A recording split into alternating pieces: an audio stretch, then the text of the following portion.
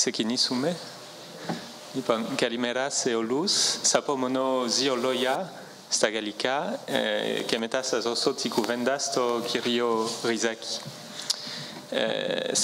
Θα μιλήσω τώρα στη θέση του Αλεξάνδρου Φαρνού που έπρεπε να φύγει και να πάει σε μια συνάντηση στο Βυζαντινό Μουσείο για μια καινούρια έκθεση που ετοιμάζουμε, αλλά θα περάσει σήμερα για να σας χαιρετήσει. Je vous souhaite donc la bienvenue à l'École française d'Athènes pour ce colloque sur les dynamiques sociales dans la péninsule hellénique sous l'Empire, mobilité et changement statutaire. C'est donc avec plaisir que nous accueillons cette nouvelle étape de la très riche collaboration avec l'EIE, l'Esnico, Idrima et Revnon, puisque nous étions ensemble déjà la semaine dernière pour un colloque sur les Alexandres après Alexandre.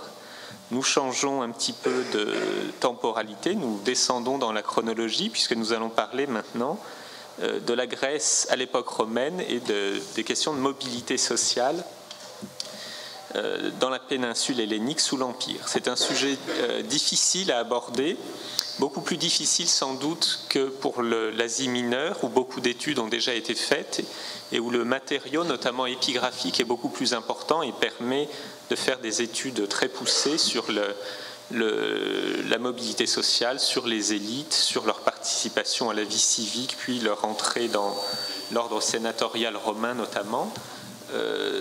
Du côté proprement grec, les sources sont plus dispersées, plus difficiles d'accès, plus lacunaires, mais beaucoup de travaux préparatoires ont été faits. Je pense notamment aux travaux menés par le Kéra pendant des années, à la fois sur l'onomastique romaine en Grèce, également sur la prosopographie.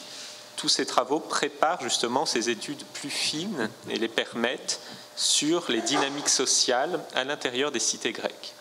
Du côté de l'École française d'Athènes, eh bien, un certain nombre d'études de cas précis qui sont menées depuis plusieurs années permettent aussi d'apporter un éclairage sur des situations et sur des personnalités et des mobilités personnelles, notamment à Délos, puisque c'est un terrain d'études privilégié de l'École française d'Athènes, mais aussi à Delphes. On parlera aussi de la Béotie, de la Thessalie, de toutes ces régions où, sinon l'école, du moins ses membres ou ses anciens membres travaillent de manière très régulière.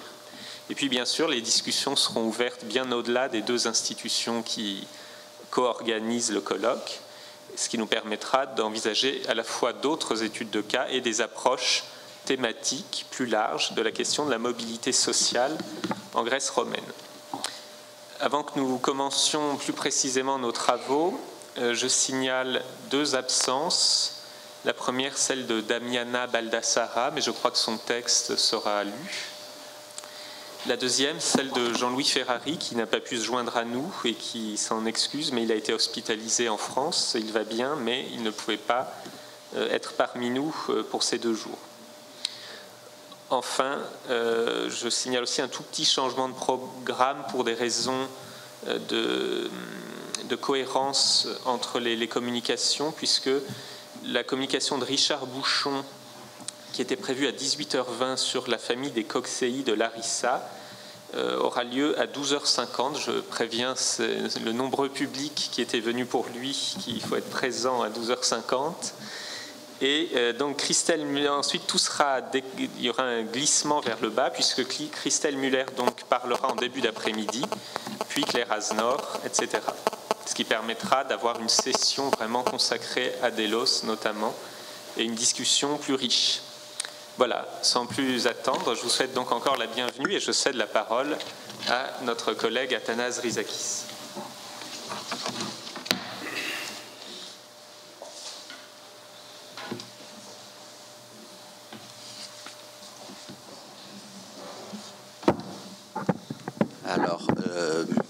J'aimerais tout d'abord, moi aussi, remercier l'École française d'Athènes en la personne du directeur et du directeur des études, et puis remercier vous tous qui êtes venus aujourd'hui pour participer ou présenter des communications au colloque sur la mobilité.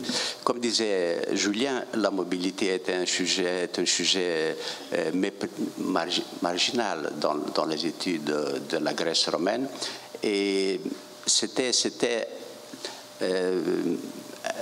un des buts de nos travaux sur l'onomastique, on avait pensé dès le départ ou au cours de ces études que la mobilité serait un des sujets à étudier.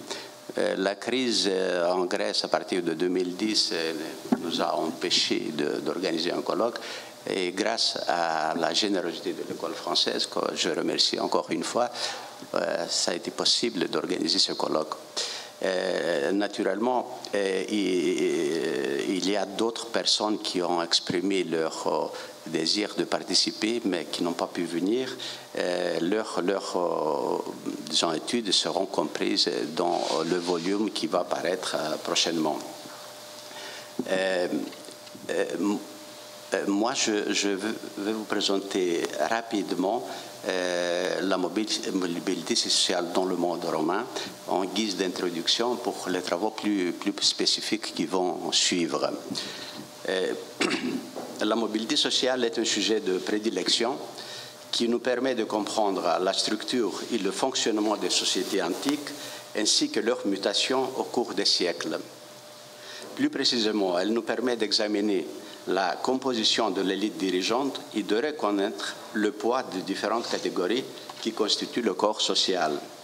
Elle nous permet aussi de vérifier, quand cela est possible, les chemins et les stratégies d'avancement des familles, les causes de leur disparition subite ou progressive, enfin le processus d'avènement de nouvelles familles, les causes de leur disparition, excusez-moi, on fait le processus d'avènement à la nouvelle société impériale de représentants appartenant aux classes dites inférieures. L'histoire sociale marginale pour longtemps fut au centre de l'intérêt scientifique les dernières décennies et ce genre d'études ont été facilitées aussi bien par les découvertes épigraphiques et archéologiques, mais aussi par les nouvelles approches méthodologiques spécifiques développées par les sociologues, comme par exemple celle de la social network analysis, qui peut couvrir des relations entre personnes ou groupes qui partagent pouvoir, argent, amitié, voire éducation et des valeurs politiques et socioculturelles communes. L'étude de la mobilité a ses propres limites imposées par la qualité de nos sources, la quantité aussi naturellement. La documentation épigraphique constitue, on le sait ici comme ailleurs, la source principale de tout genre d'études des milieux sociaux, puisqu'elle permet de faire apparaître parfois des liens entre personnes ou groupes de personnes et de dégager ainsi des alliances familiales. La contribution des autres sources, à savoir la littérature, la numismatique ou l'archéologie, est certes moins importante dans ce domaine, mais pas pour autant négligeable. La numismatique, par exemple, est une source majeure pour la constitution de l'arbre municipal de Corinthe jusqu'au Flavien, puisque les émissions monétaires de la colonie conservent les noms des magistrats suprêmes, qui sont les duoviri. L'archéologie, de son côté, offre une vision plus visuelle de la mobilité et du progrès de certains milieux sociaux.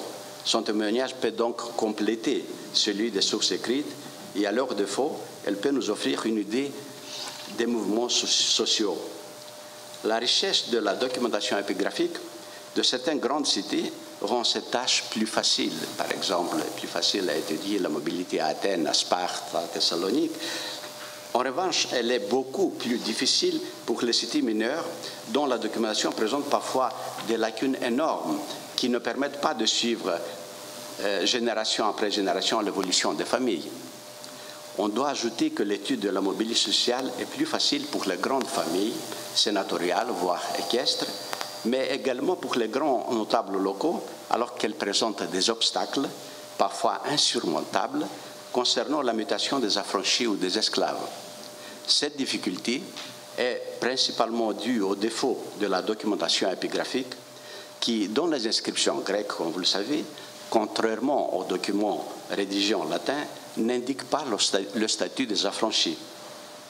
En revanche, l'étude de la mobilité sociale de ces derniers est possible dans le cadre des colonies romaines où leur statut social est clairement indiqué dans les inscriptions rédigées naturellement en latin.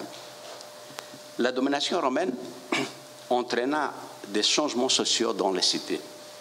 Ces changements furent très violents dans le cadre des colonies romaines, où les anciennes élites indigènes ont été complètement marginalisées et remplacées avec les nouvelles élites coloniales d'origine romaine.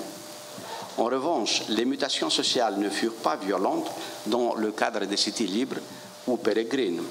Rome appuya dans ce cas les élites traditionnelles, mais elle favorisait aussi l'ascension de nouvelles familles philo-romaines, particulièrement quand il y a eu contestation de son pouvoir.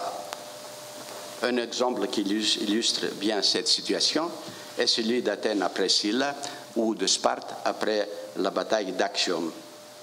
Indépendamment de ces changements dictés par le pragmatisme romain, le modèle d'organisation et de hiérarchie sociale qui prévaut, excusez-moi,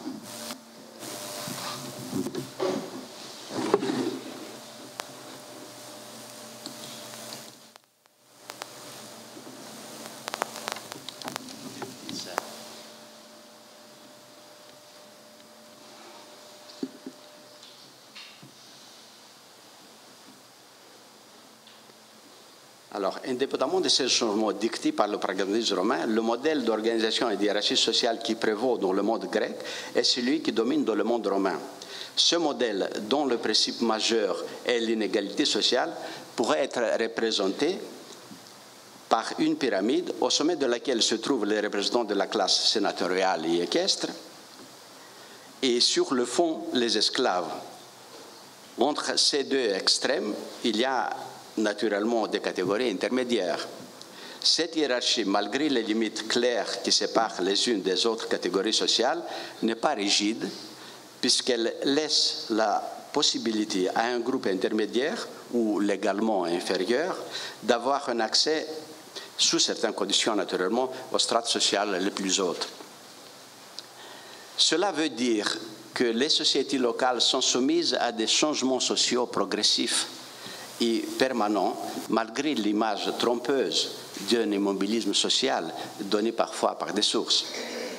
L'ordo decurionum, c'est-à-dire la boulée locale, est constamment renouvelée par le recrutement de nouveaux membres. Cela ne constitue pas une menace pour l'équilibre social traditionnel. Un tel danger pourrait être réel quand il y avait un recrutement massif de personnes provenant de classes inférieures, comme semble être le cas de Pompéi avant le grand séisme.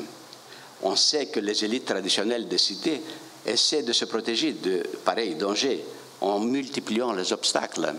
Je vous signale l'exemple de la correspondance d'Athènes avec les Antonins, sujet sur lequel parlera plus tard Sophie.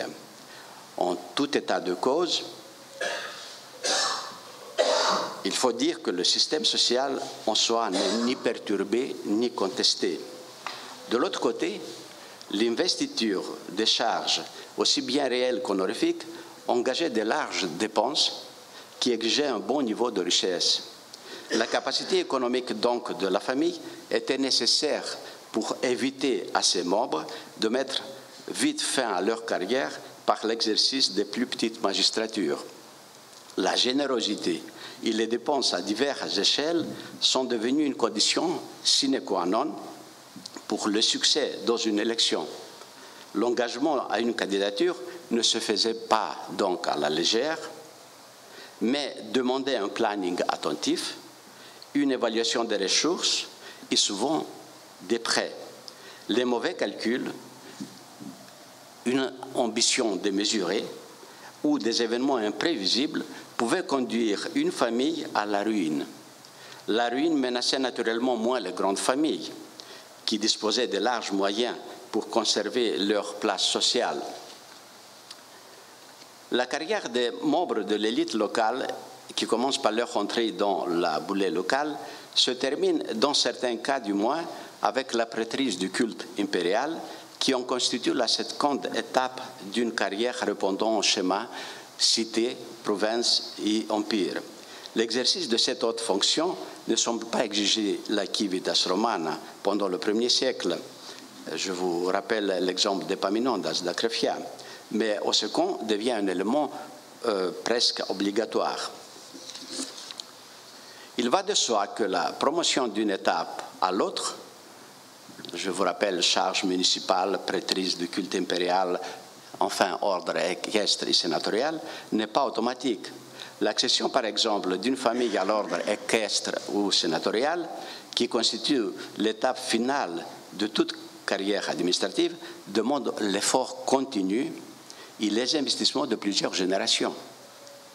Dans ce cas, la possession de la civitas romana est une condition absolument nécessaire, mais pas suffisante.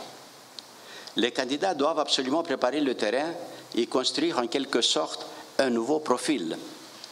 Ce profil doit combiner d'une part une générosité exprimée par une grande activité énergétique qui ne se limite pas dans sa propre cité, et d'autre part une capacité de développer des relations personnelles étroites à divers niveaux. Ce cadre de relations, ce cercle de relations permettra l'intégration dans des réseaux sociaux, publics ou privés, dans des petites quinoniers, comme dirait Aristote.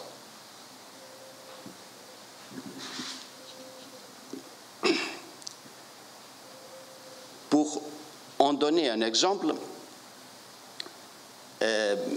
la création des liens d'amitié, voire de parenté, avec d'autres familles nobles, de préférence romaines, et le cercle impérial lui-même seront des facteurs décisifs pour la carrière d'un personnage. Ces exigences expliquent pourquoi une infime minorité de notables locaux accèdent aux dignités impériales, c'est-à-dire à l'ordre équestre ou sénatorial. Ils sont comptés sur les doigts d'une main dans certaines grandes villes grecques.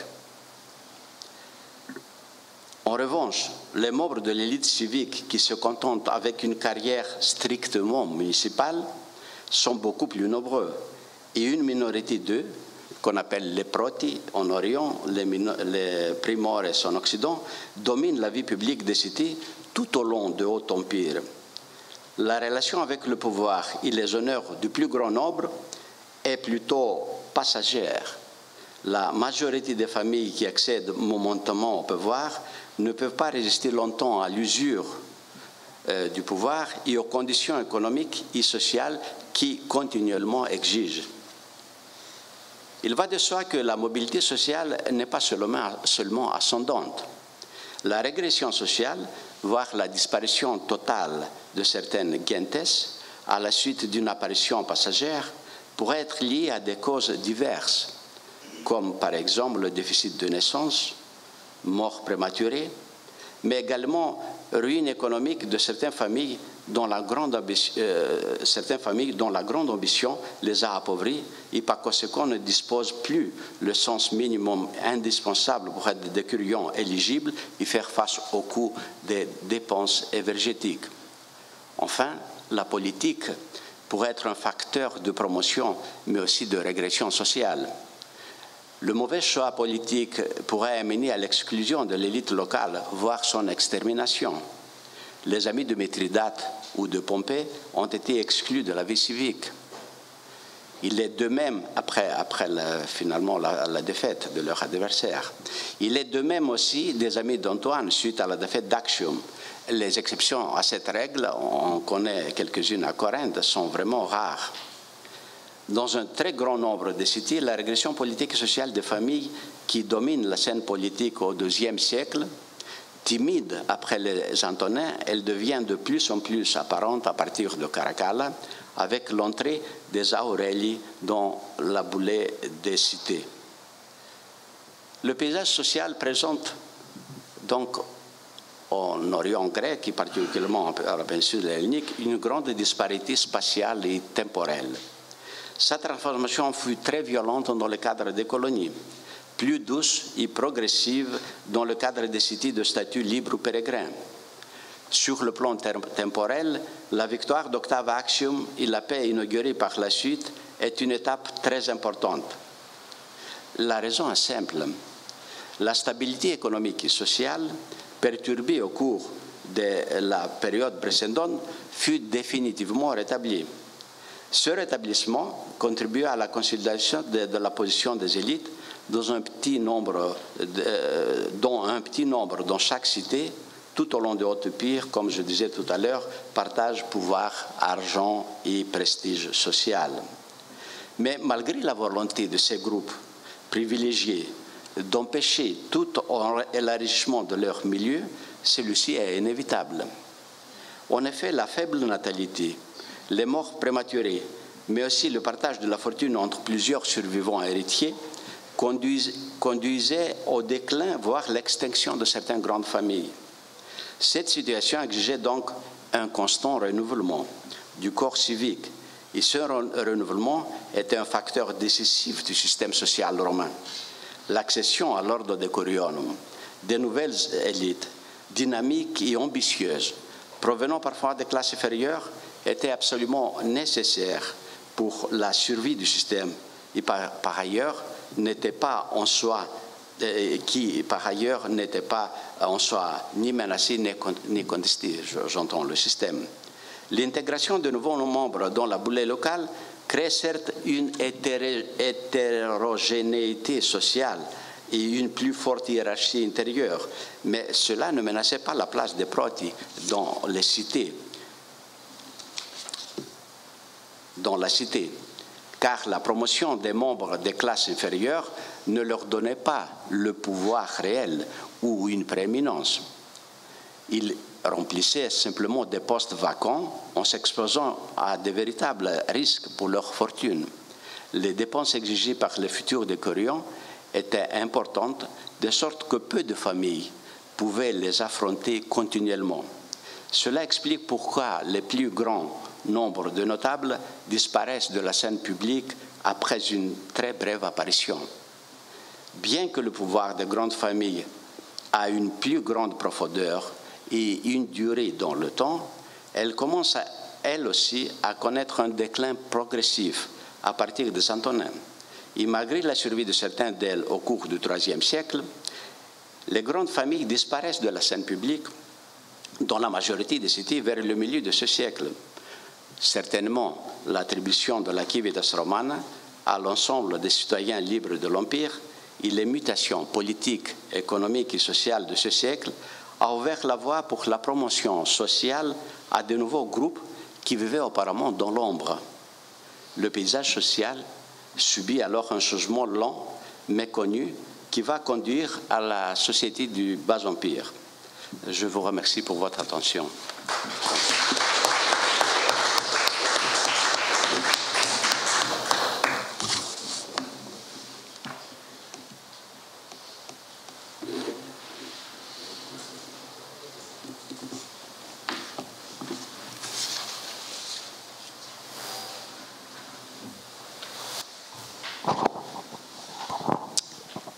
Merci Athanase. Nous pourrons donc commencer dès maintenant la première session et redonner la parole à Athanase Rizakis et à Sofia Zoumbaki pour un premier sujet sur les élites locales et la mobilité sociale en Grèce sous l'Empire romain, les cas d'Athènes et de Sparte.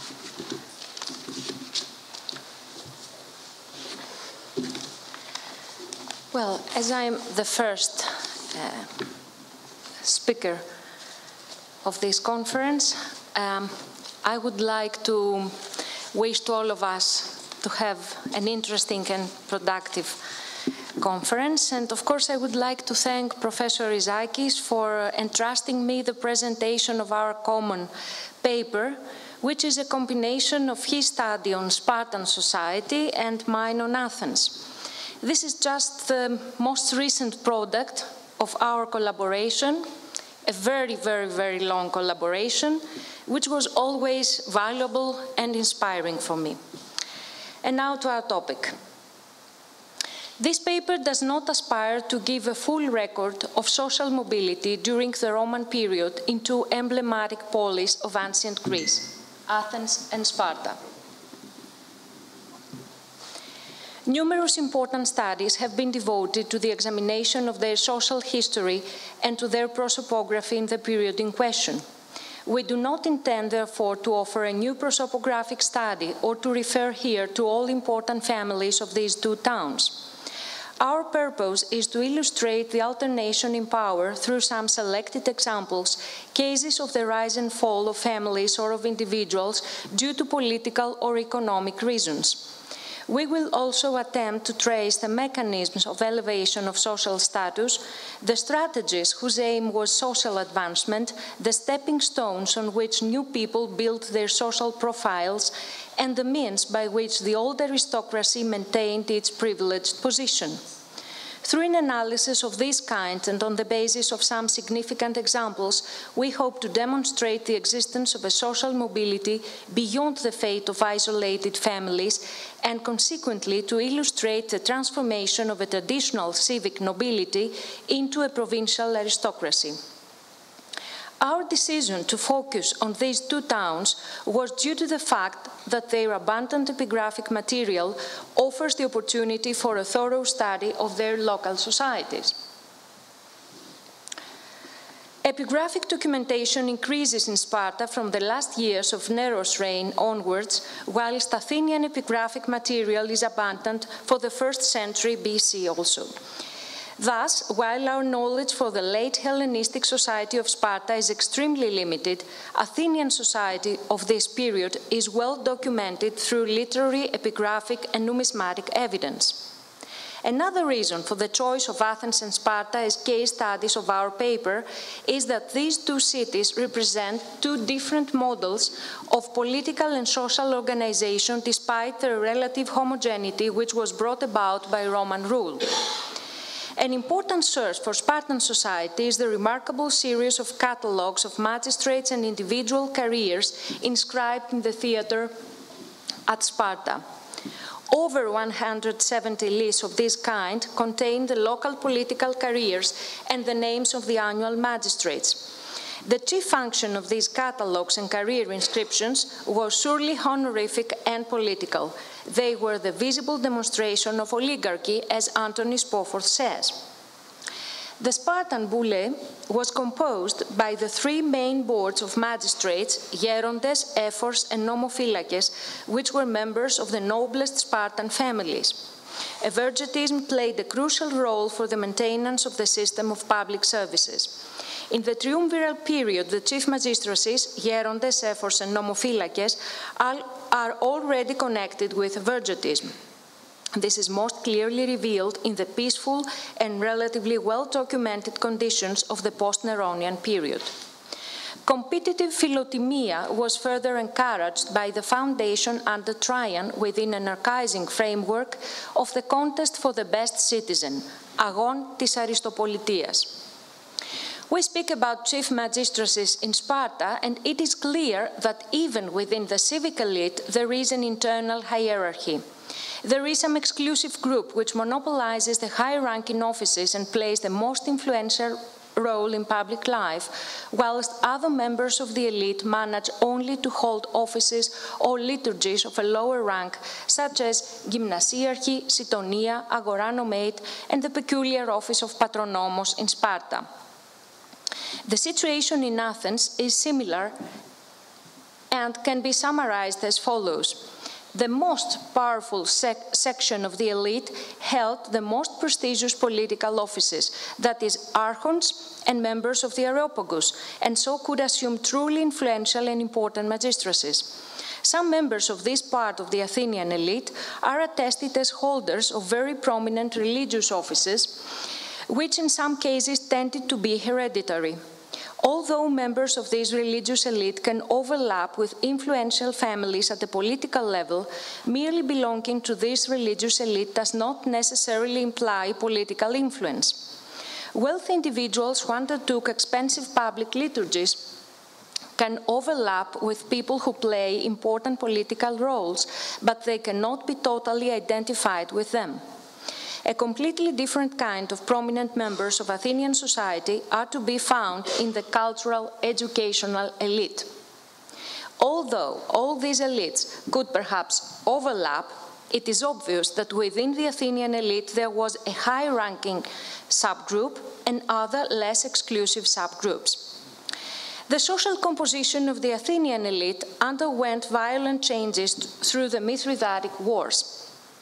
Leading families at the turn of the 1st century BC, which included both members of the pro- and anti-Roman fractions, were newcomers to the upper social strata of Athens. The alternation in the holding of power among these governing groups during the events summarized here is reflected in the coinage of the polis.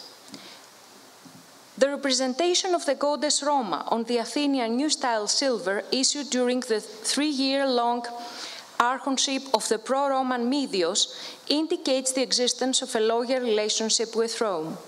Other important figures of Athenian public life, however, belong to the anti-Roman camp, as Apellikon of Teos, who was appointed by the pro-Pontic hoplite general Athenion to seize Delos as the island remained loyal to Romans. Apellikon silver coins bearing the griffin of Teos, his town of origin, show now the new governing power in Athens. The temporary prevalence of the pro-Pontic faction is shown by tetradrachms bearing the name of the king of Pontus, Mithridates, and his symbol, a star framed by 2 crescents, and the name of the pro-Pontic politician and Epicurean philosopher Aristion, who commanded the defense of Athens against Sulla's forces, which undertook the overthrow of the pro-Pontic regime. Families whose members were recruited to the Areopagus before Sulla are to a great degree new and of obscure origin, as we already mentioned. This was the case with Medios from the Piraeus. Some of these newcomers were indeed of non-Athenian origin. Several leading individuals of the anti-Roman group were foreigners. Aristion, who was in charge of the desperate defense against Sulla, is believed to have been a Metic. Apellikon of Teos was adopted by an Athenian family. As for the peripatetic philosopher Athenion, ambassador of Athens to the king of Pontus Mithridates, he is reported by Posidonios of Apamia to have been of half servile birth and to have proclaimed himself a citizen of Athens. Dies of Tyros, who hosted Athenion after his return from Pontus, prospered on Delos and was enrolled as Athenian citizen. The majority of the leading families of the beginning of the 1st century BC disappear after 86-85 BC, that means after the siege of Athens by Sulla, and the names of the office holders of the years 86-85 BC reveal that the majority of the magistrates are of families unattested before or held secondary posts. This gap can be explained if one recalls the losses of life and property during the years of internal strife and terror, the Athenian expedition to Delos, and the siege of Sulla. It is, however, remarkable that the family of Medios did not completely disappear from the scene. Medios' homonymous son is attested as Archon sometime around the mid of the 1st century BC. A dedication at Eleusis made by him and his wife for their daughter Timothea, who was a hearth initiate, shows that the victorious Roman party at Athens retained its position in political life. However, anti-Roman families, instead of being marginalized, also retained their political role. Apellikon of Ion, son of Apellikon from Teos, has now been identified as the magistrate in charge of the mint in 60-59 BC. The presence of his son, Apolexis, is attested on the political scene in the 40s, where he holds several important offices. Around the mid of the 1st century BC and in the second half of the 1st century BC, more new families appear on the scene as a new governing group. Some of them are previously wholly unattested, while others were old, respected, and always wealthy family, which reappear in the second half of the 1st century BC, such as the prominent Hellenistic family of Euclid of Marathon, ancestor of Herodes Atticus. Some of the families which were to play an important role hereafter appear or reappear and gradually consolidate their power and influence during the middle and the second half of the 1st century BC. The victory of the future Augustus at Actium inaugurated a long period of peace, which, combined with the administrative reforms introduced by Augustus, enabled cities to make an economic recovery and acquire some stability. At the beginning of the empire, the composition of the local ruling class in Greek cities was not the same with that of the Republican period. Both in Sparta and Athens, completely new families are promoted and compete for civic offices alongside families of the traditional aristocracy. A brief passage of Plutarch illustrates the complaint, not without irony, of a descendant of the illustrious Spartan family of Rhasidas regarding the rise and domination of the new family of Euryclids. Sparta's public life was completely dominated from Augustus to Nero by the family of Caius Iulius Eurycles. The family extended its influence to other neighboring cities, and during this period, 2 members were promoted to equestrian order under Claudius and Nero. Only exceptionally do other families come to the forefront of the political scene during this period, but this monopolization of political power by the Euryclids came to an end with the exile of Spartiaticus by Nero.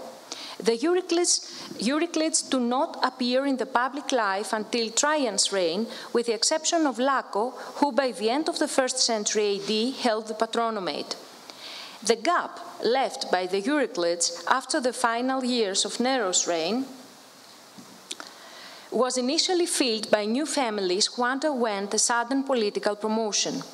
The names of some families who appeared during this period suggest a possible relationship with an older stock of Italian emigrants, names such as Clodi, Quinti, Trebellini, for example.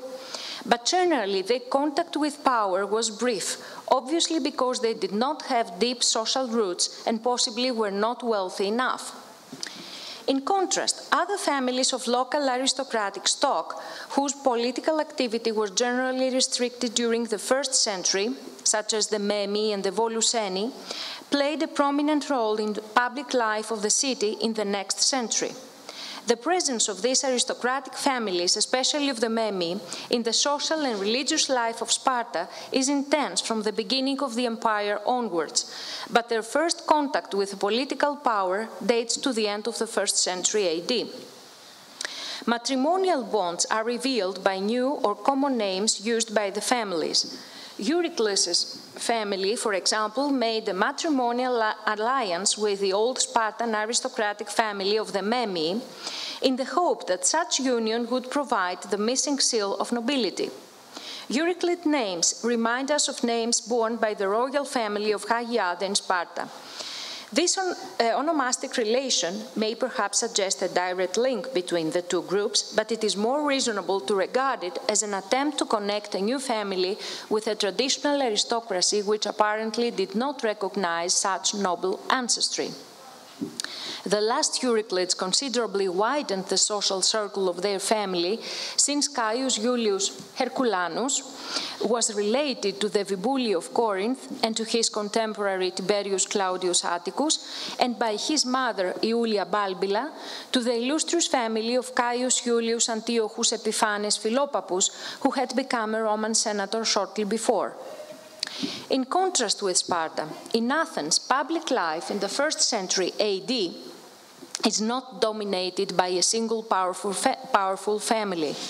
Certain aristocratic families, which are prominent during the 1st century AD, belong to the old traditional aristocracy. Others emerge after the middle of the 1st century BC. Roman negotiatores appear in Athens much earlier than in Sparta, even in the ephebic catalogues of the 2nd century BC, as you see in the example. And of course, the names of Roman ephebs proliferate in the 1st century. BC, as the other example shows, but only a few of them have become extremely prominent by the 1st century AD.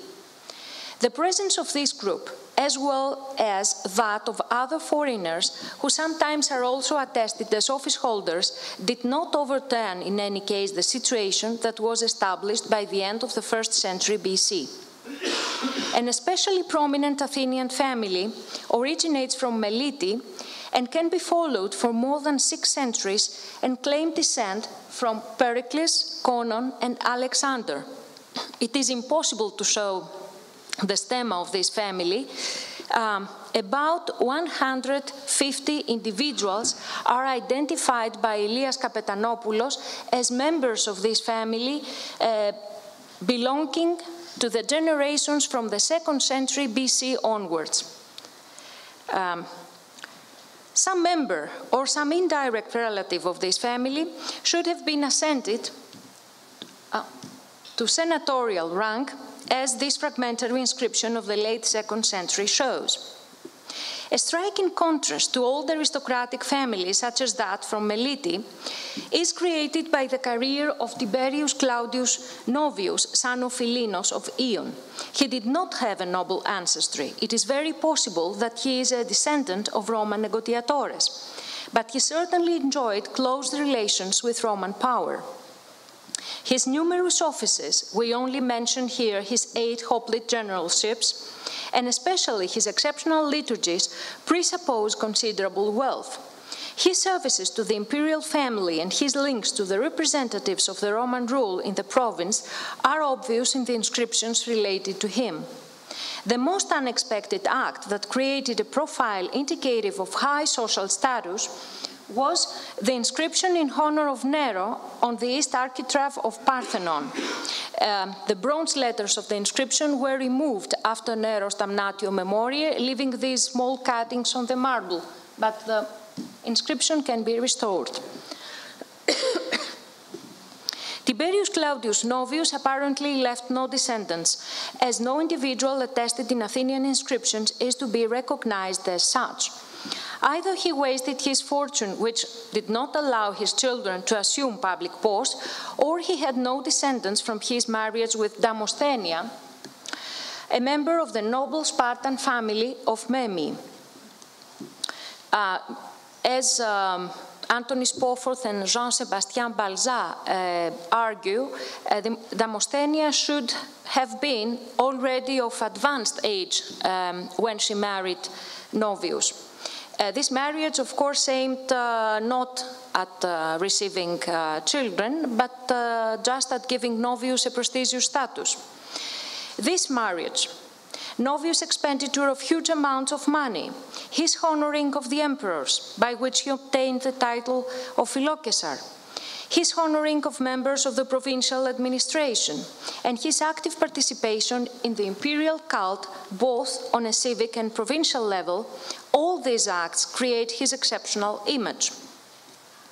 The distribution of political power was modified over the 2nd century, since now new families competed for political power. In fact, Sparta's public life was dominated until the reign of the Antonines by old aristocratic families, such as Iuli, Pomponi, the various branches of Pompeii, and particularly the Memi and the Helli, who occupied the most important public offices. All these families declined gradually after the mid of the 2nd century or under the Antonines and reappear either much less prominently or with renewed vigor in the 3rd century. Several less prominent families, however, enjoyed a short-lived political activity in Sparta. They originate from various social groups, some of them are descendants of negotiatores, whilst others are Spartan citizens of peregrine status, as their nomina simplicia show. Some examples here. One of the most important Spartan families is that of the Memi. The Memi, from the Flavians to Severi, took part in the ephebic training, held local offices, and were prominent, both men and women, in civic cult. This enduring tradition of public service provides a striking example of the persistent local patriotism of leading families at Roman Sparta. Having been advanced to the Roman citizenship under the Julio-Claudians, the family is not known to have achieved subsequent promotion to equestrian or senatorial rank.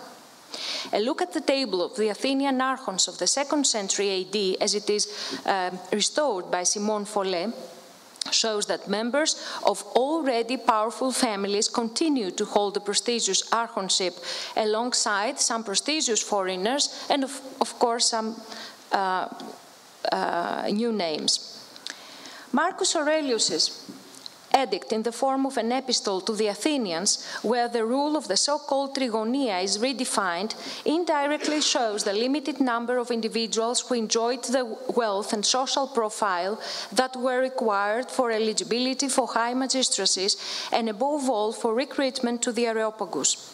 An ongoing social evolution is thus evident. In the second half of the 2nd century AD, we can thus observe the first signs of decline on the part of certain old and powerful families. In Sparta, although from the mid of the 2nd century some important families disappear from the scene, as the Iuli and the Voluseni, others survive, and after playing a minor or extremely limited role during the second half of the 2nd century, appear with a new vigor in the first half of the 3rd century.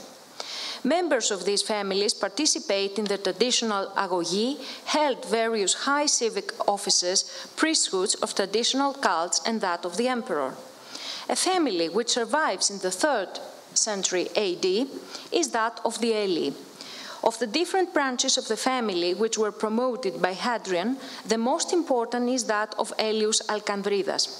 The most distinguished member of the family was Publius Aelius Alcandridas III, the most prominent Spartan athlete during the first half of the 3rd century AD. For his athletic victories, he received many prizes and the title Aristos των Ελλήνων. He fulfilled the whole cursus of Spartan magistracies and was honored with the title of Philopatris and Philokesar, probably in connection with imperial cult which he served as a high priest. The Constitution Antoniniana marks a real breakthrough in the social evolution of Greek polis. However, although the majority of the old prominent families are already exhausted, some of them still survive in the 3rd century AD, whilst new families, mainly bearing the gentilicium Aurelius, which now participate in political power, cannot maintain it for long. To sum up, the model of a society displaying a strict internal hierarchy, social inequality, and dominating role of very few families prevails both in Sparta and Athens and in other Greek towns of the Roman period.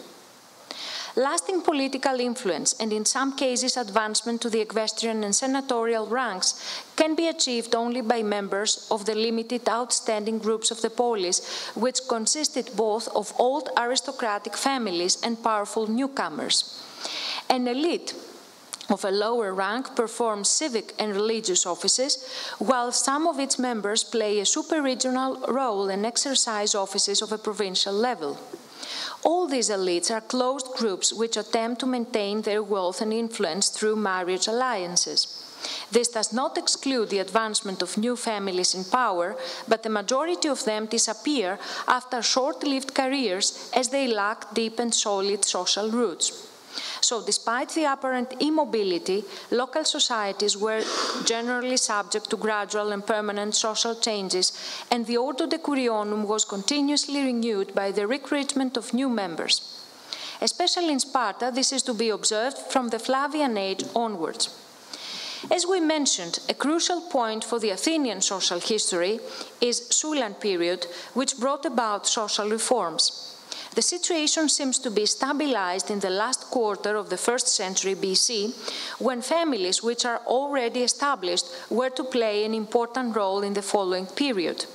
A crucial point for Spartan history is the establishment of the despotic domination of the family of Euryclides in the Augustan period.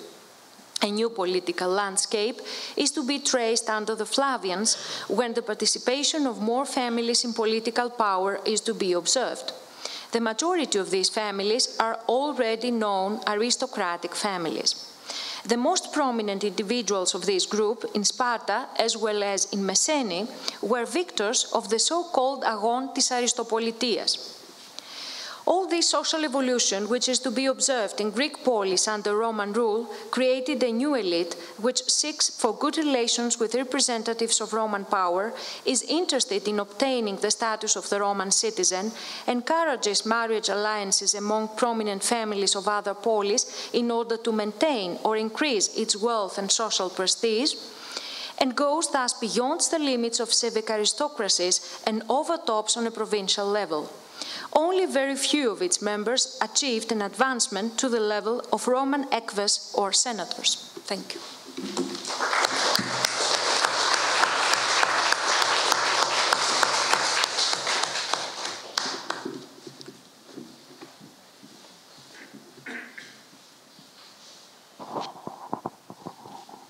Merci beaucoup, Sofia. Je crois maintenant que la communication de Damiana Baldassara va être lue. C'est Francesco Camilla qui va nous lire son texte.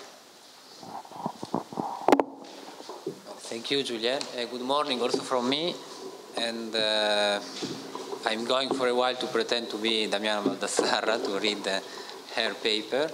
I spoke with her yesterday. She very regrets that she can't be here today. But she sends to all of you her best wishes for a successful and fruitful colloquium.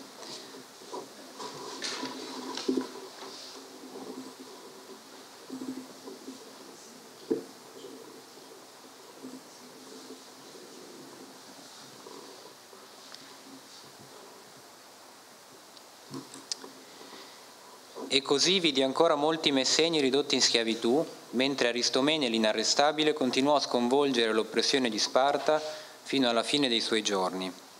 This passage, derived from the tale Contro Sparta by the Italian writer, contemporary writer Giacomo Scalfari, significantly emphasizes the role played by Aristomenes from Andania, the hero who, according to tradition known by Pausanias, led the revolt that caused the Second Messenian War, 688-668 BC. During the Hellenistic times, the Aristomenes deeds were widely celebrated. The foundation of the polis of Messenion in 369 BC symbolized the starting point of the Messenian past reconstruction, where Aristomenes played a prominent role, more mythical than historical.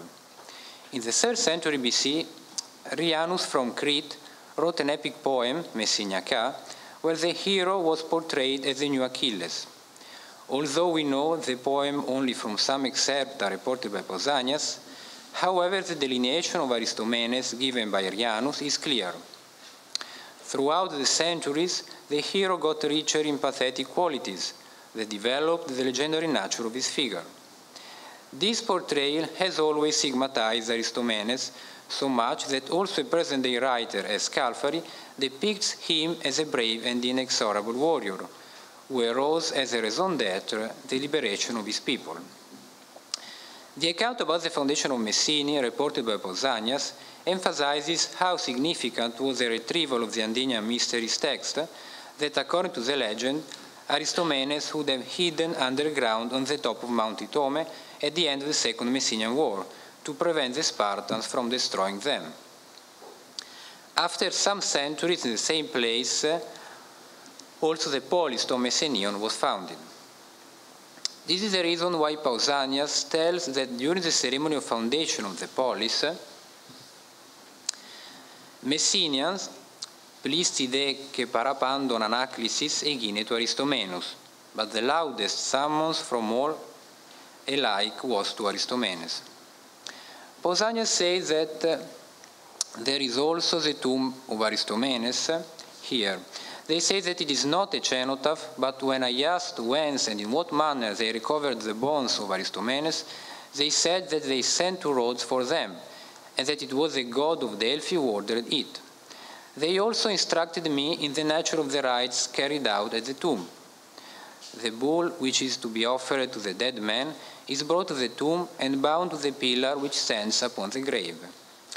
Being fierce and unused to bonds, he will not stand, and if the pillar is moved by struggles and bounds, it is a good omen to the Messenians. but if the pillar is not moved, the sign portends misfortune. The Heron of Aristomenes was identified by Professor Petro Themelis in 2000 in the north side of the gymnasium. It is not sure that it is a tomb of the hero because there are no inscriptions to prove it, but its location is compatible with Pausanias' account. We know that at the beginning of the imperial times, during the reign of Augustus, the Messenian Synhedrion issued a decree to collect funds to restore the most important monuments of Messene, damaged during the Roman civil wars. In that decree, it is mentioned the sacrifice of a bull to Aristomenes. Craton, the son of Archedamos, has paid out a sum of denarii for the wood for the gymnasium, and the 70 denarii falling to him in the year after Philostratus for the sacrifice of a bull for Aristomenes. We can see that in the imperial times, Aristomenes was still an important hero whom Messenians continued to worship in spite of the Roman domination. Since the Hellenistic age, the name Aristomenes was used by some families to distinguish their male descendants. One of them became particularly powerful, also known at the provincial level. The most important family that uses the name Aristomenes is well known by a certain number of inscriptions. In conjunction with the name Dionysius, this clan lasts about 4 centuries, from the 2nd century BC to the 2nd century AD. I have already dedicated a long portion of an article to the bid for power of the members of this family who lived in the imperial times. The approach that I am now to offer is a complete analysis of the evidence about the people we can trace back to this clan.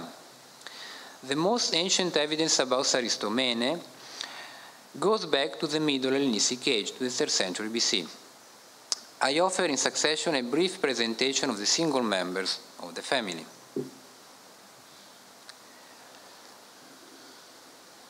The first is Dionysius, son of Demetrius. It is possible that the most ancient family members lived in Messene in the 3rd century BC. We actually know a Dionysius, son of Demetrius, homonymous of the gymnasiarch Dionysius II, who lived in the 1st century BC,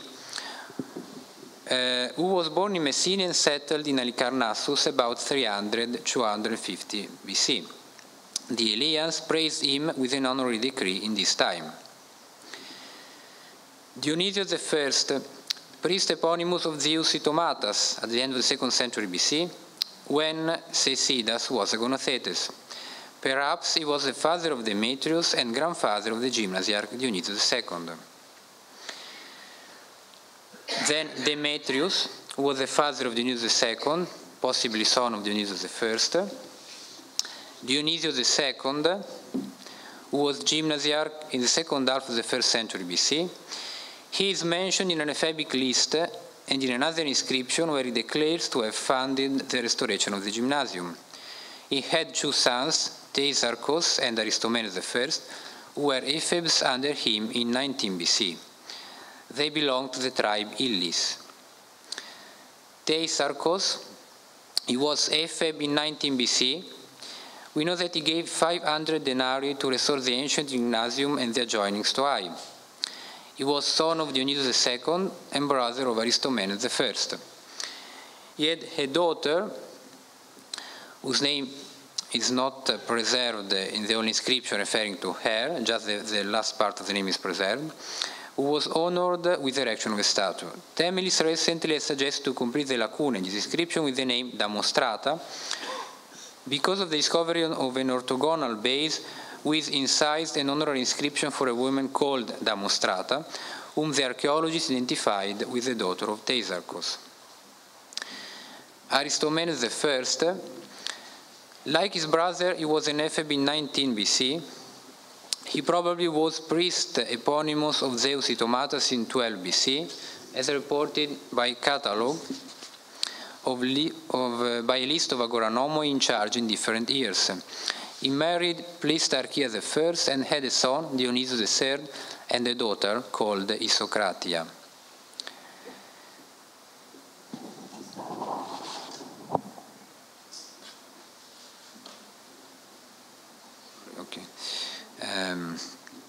Plistarchia, who was the wife of Aristomenes I and the mother of Dionysius III and Isocratia. And then Dionysius III, he was Epheb in 3 AD. He probably was Grammateus of the local Synedrion, as reported by a fragmentary decree in which the patronymic Aristomenes can be restored.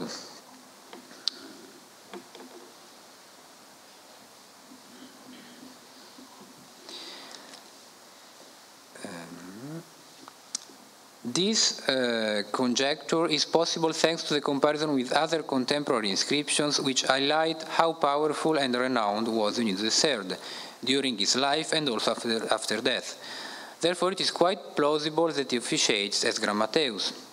He gave 500 denarii on his behalf and his mother's, Plistarchia I, to restore the temple of Demeter and the Nikaios Stoa. Furthermore, he was honored post-mortem as a hero with two statues with inscribed bases, where the word Eros can be read. We know also where he was buried, that is in Tramenia, in one of the monumental burials that the Messenians erected to commemorate their most famous citizens, who benefited their homeland giving money and promoting acts of ergetism. Dionysius III was buried together with the daughter Plistarchia II, who perhaps died prematurely.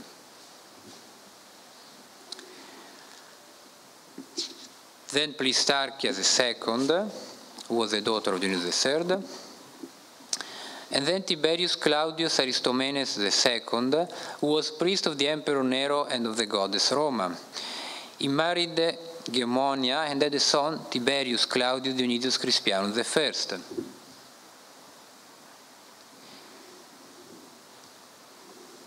He offered, on behalf of himself, his wife, and the polis of Messenius, a statue of the emperor.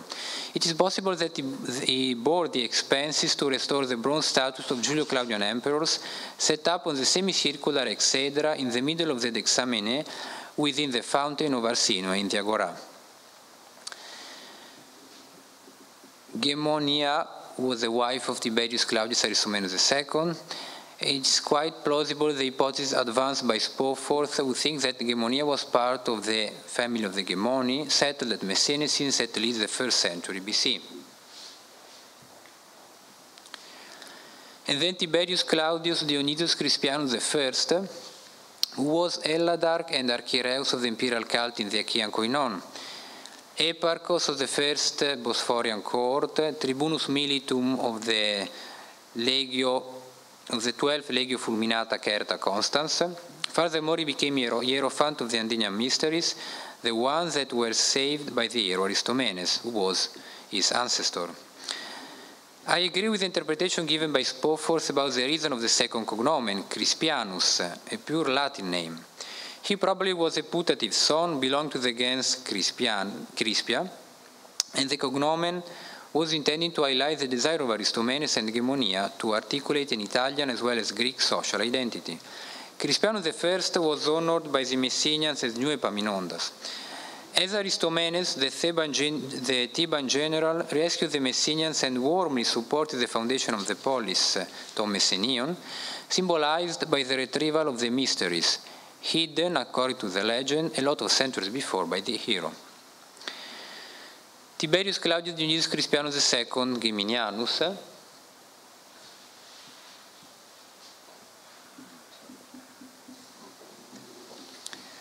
he was agoranomos in 139 AD, as we learn from an inscription on a secoma. Thanks to another honorary inscription, we know that he was the eldest son of Crispianus I and Aufidia Gemine, and he had two brothers, Tiberius Claudius Aristomenes III and Niceratus.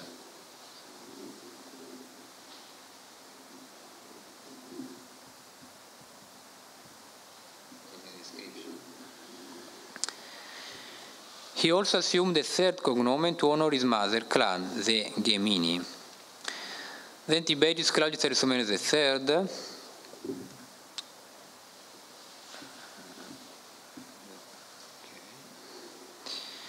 who was Agonothetes in 126 AD and eponymous priest of Zeus Itomatas nearby 139. And finally, Tiberius Claudius Niceratus.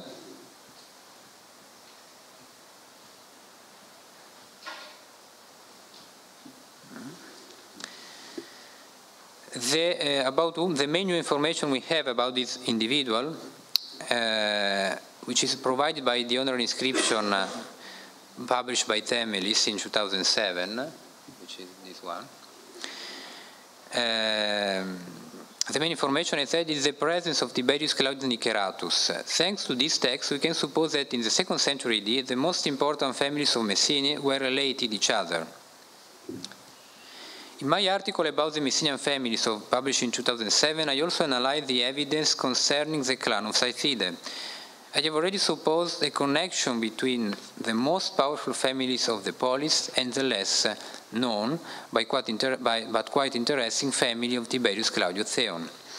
In the light of the sure blood ties existing between Claudio Aristomene and Nicerati, we can suggest the time when the families banded throughout marriage. Because of the illustriousness of Niceratus, son of Theon, he was buried in Tramenia in the same monumental tomb of Dionysius III.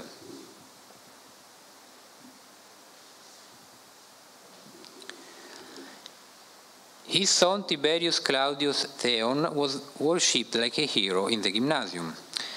Niceratus was a very rich magistrate who could bear the expenses to restore the Buleion without cash limits. Furthermore, in 42nd AD, he was Epimeletis of the Gerusia Upesia that managed the cult of Artemis. He was entitled to marry a female member of the clan of Aristomene, Isocratia, daughter of Aristomene I and sister of Dionysius III. The two clans became related, and thanks to their acts of ergetism, powerful enough to obtain the civitas Romana. The sons of Dionysius III and Niceratus, Tiberius Claudius Aristomenes II and Tiberius Claudius Theon, were cives Romani. At the beginning of the 2nd century AD, one of the descendants of Tiberius Claudius Theon supposedly married off his daughter to a member of the Claudii Saithide, namely Tiberius Claudius Frontinus I, whose homonymous son took the cognomen Niceratus, probably to indicate that the two clans were linked to each other. In this way, the Saithide became more powerful both at Messene, at the provincial level, and in Italy, where they settled from the moment that Frontinus I became senator.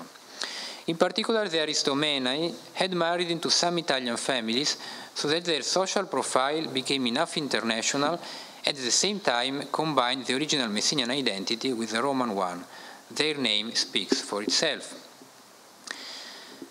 The Messenian inscriptions let us understand more clearly the entity of the social mobility of the Greek people inside and outside the province of Achaia. In the Hellenistic age, the more typical Messenian name, Aristomenes, was used by more than a family to distinguish their male members. On the contrary, in the imperial period, the name Aristomenes was used only by the clan of Aristomenae.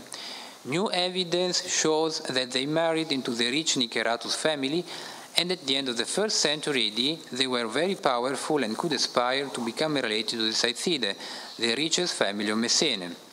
As we can see, the continuous increase in the number of the Messenian inscriptions probably will reveal other genealogical novelties of this type. Thank you.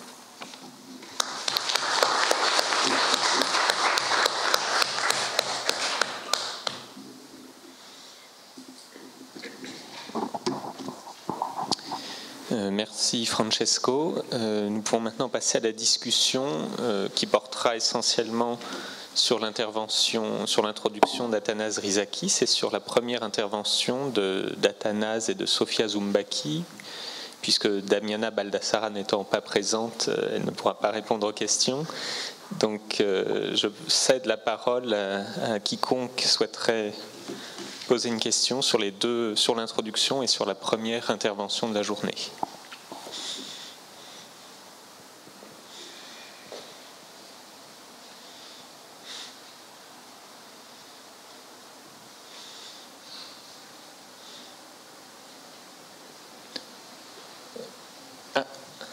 Christelle. J'ai une question. j'ai une question pour Athanase, mais une question très théorique. Tu as évoqué la théorie de la social network analysis en introduction. Est-ce que tu peux préciser la manière dont tu passes... Enfin, d'abord, quel théoricien plus particulièrement, et comment tu passes de la théorie à la pratique, donner un exemple peut-être plus précis, une méthodologie. Oui, c'est particulièrement dans des cas précis qu'on peut appliquer l'analyse, dans des cas des relations privées de certaines grandes familles ou membres de famille. Si on prend l'exemple Atticus, Hérodes, la famille d'Hérode, lui, il a quand même un réseau de relations personnelles qui s'étendent pas seulement à Athènes, mais à Sparte, à Corinthe, à Olympie, à plein de villes, mais qui dépassent aussi le cadre de Grèce, qui vont aussi en Asie mineure, on le sait bien. Donc, il s'agit des réseaux privés et des réseaux publics par le biais d'appartenance dans des groupes de pouvoir ou dans des associations publiques. Donc, le fait que lui est un sophiste distingué, il fait, donc c'est l'élite des Pépédémènes à Athènes, fait partie d'un autre groupe qui est un groupe international qui lui permet d'être lié avec des personnes éduquées ou, disons, amoureux en quelque sorte de la littérature classique. Donc il y a plusieurs réseaux qui sont créés, qui sont utilisés par les personnes qui ont des ambitions, puisqu'il y a une interaction positive entre les membres qui font partie de même réseau à s'entraider et donc à aider les personnes à accéder à l'ordre équestre. Il ne suffit pas d'avoir, par exemple, la richesse pour accéder à l'ordre. Il faut avoir aussi les connaissances et être dans les milieux plus proches à l'empereur. Et cela, je disais, donc il faut cultiver un profil. Et ce profil est cultivé par un effort de plusieurs générations. On ne prend pas la civitation, on ne devient pas immédiatement sénateur. Il faut plusieurs générations d'investissement, surtout dans le cadre des relations et d'appartenance à des réseaux. Et dans ce sens, cette analyse qu'on appelle American Network Analysis pourrait aider à comprendre comment sont créés ces réseaux et comment ces réseaux peuvent aider un personnage à monter l'hiérarchie sociale. Mais ce n'est pas une panacée, naturellement. Ce genre de questions, même avant l'invention de cette fameuse... On utilisait plus ou moins les épigraphistes, et surtout depuis 1930, l'école Gernet et l'anthropologie historique ont utilisé ce genre de procédé. Mais les anglo-saxons ont le talent de créer des modèles, disons... Nous, on est plus traditionnel, c'est-à-dire nous, on commence par les faits, c'est-à-dire on a fait, comme disait Julien, un travail sur l'onomastique et sur les grandes familles placées dans le contexte social, chose qui nous permet maintenant de voir si la network analysis peut être appliquée à ce genre de choses. Voilà.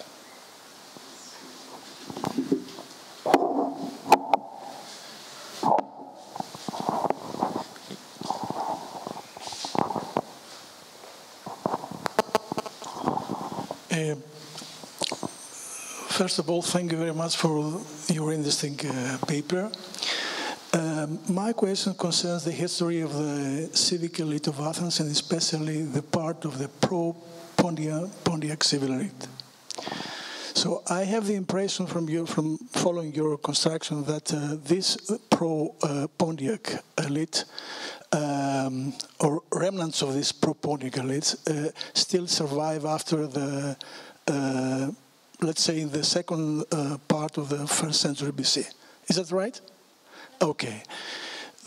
I would expect that this part of the elite, of the Athenian elite, would be expelled from the public life of the city.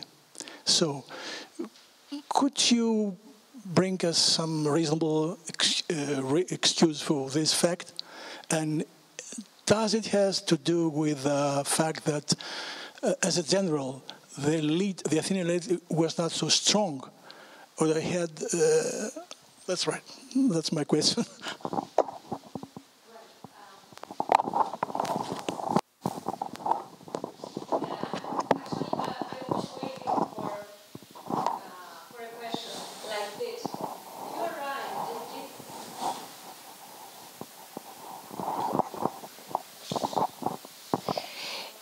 It is surprising that we find again these pro-Pontic individuals to hold important offices.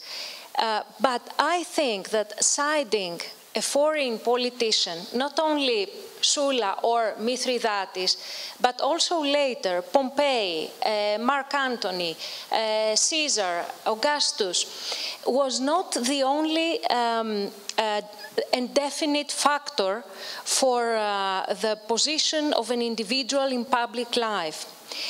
It was a factor which played, of course, a very important role, but the definitive factor was wealth and personal contacts within the city or with other Greek towns, marriage alliances, all these things. So after some period when the events are somehow forgotten, people who dispose of wealth and social connections find the way to retain their position in public life. It happens also with partisans of Mark Antony. After the victory of Augustus, there were some partisans who were executed or punished, but some of them still play a role in public life of their cities. There are certain studies concerning concrete individuals from Corinth. Benjamin Millis and Jean-Sébastien Balzat wrote a very interesting article in the recent Hesperia, which is about a Corinthian family, including partisans of Antony. And they still play a role after some years. And I have more examples from the Peloponnese. There is no use to cite everything here, but I just want to explain that siding a foreign politician, Roman or Pontic or Thracian, I don't know, it is not the only definitive factor.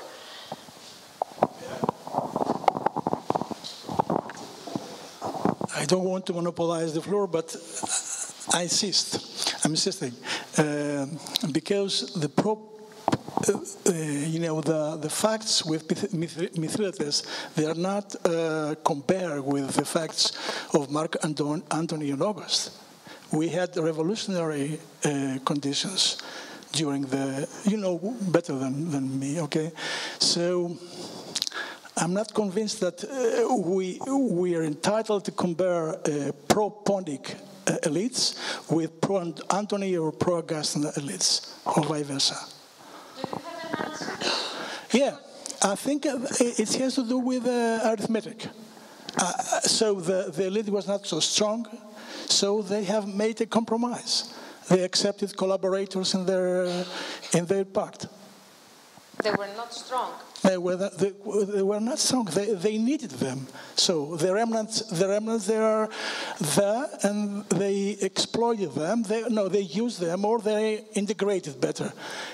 Because they had the wealth and the proper connections. But it's something extreme. It's not so easy to say they were like the pro-Antony party or pro-Augustan. No, I agree with you. It is surprising. But you agree with me that it is not. Of course, yes. It's if we may compare the situations, it's not only a matter of ancient history. It's also what happens after the Second World War in Europe. But let's put it aside. Okay, it's something. Okay, but it is a good example to understand how things work. That's right. Yeah, thank you.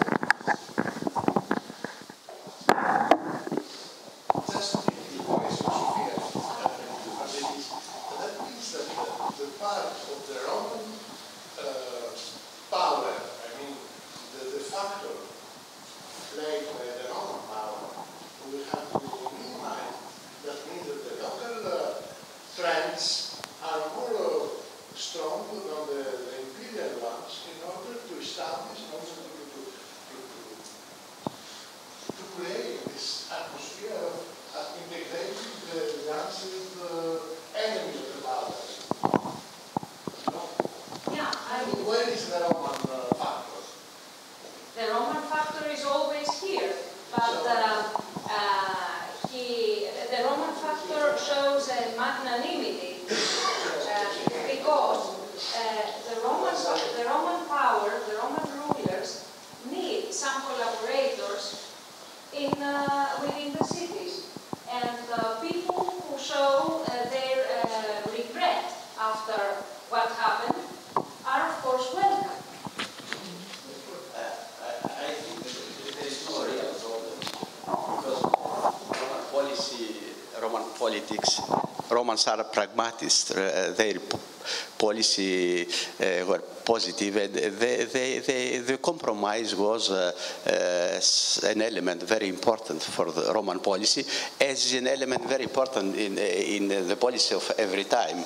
But Romans are famous for their pragmatism, and the Kelly's is right, saying that the pragmatist imposed to use all the disponible elements of elite, of local elite. You know. In fact, my question was a rhetorical one.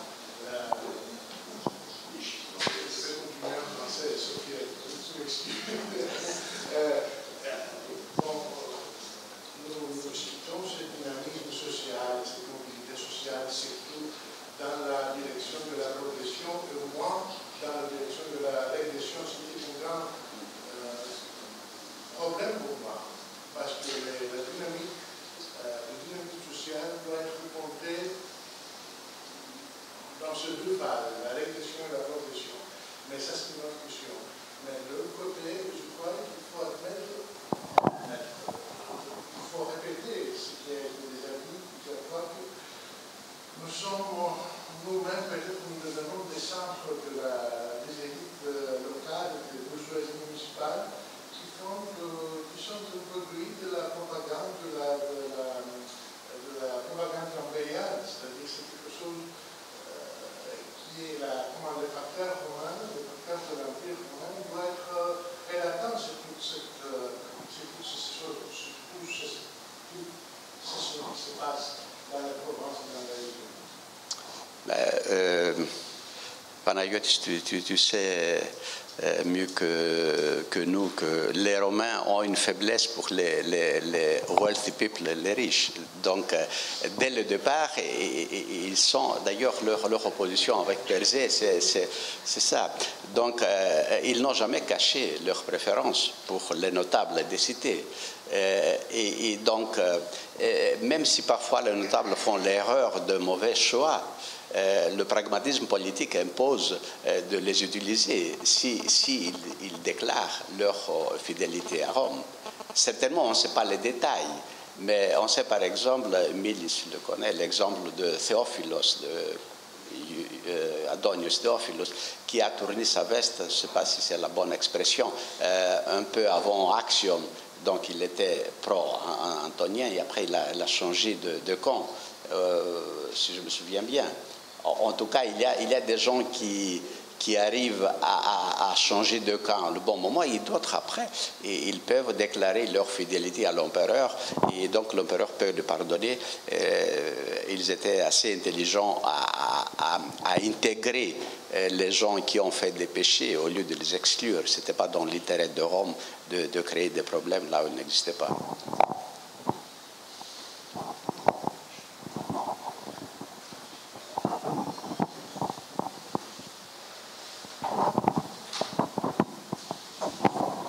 Panayotis? Non. D'autres questions?